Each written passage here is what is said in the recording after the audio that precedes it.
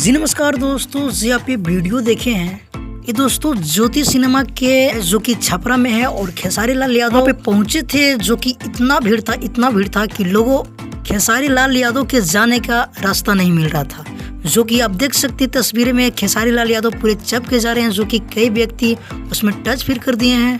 दर्शकों के फैंस की इतना भीड़ था कि खेसारी लाल यादव के बॉक्सर फिर कम पड़ रहे थे उस जगह पे, जो कि आप देख सकते हैं वीडियो में। साथ ही बता देना चाहता हूँ दोस्तों कि आज वाराणसी गए थे खेसारी लाल यादव, जो कि हम वीडियो थोड़ी देर में आप लोग के बीच शेयर करूंगा।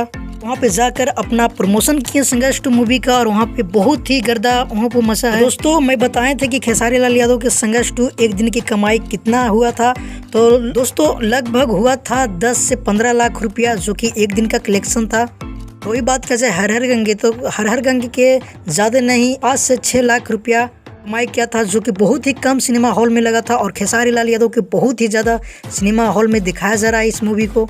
तो फिलहाल के लिए अपडेट था, मिलते हैं किसी ने अपडेट के साथ बहुत ही जल्द। अगर हमारे चैनल पे अपने हो तो हमारे चैनल की जरूर सब्सक्राइब कर लीजिए, क्योंकि भोजपुरी का हर अपडेट सबसे पहले हमारे चैनल पर आता है। जब तक के लिए जय हिंद, जय भोजपुरी।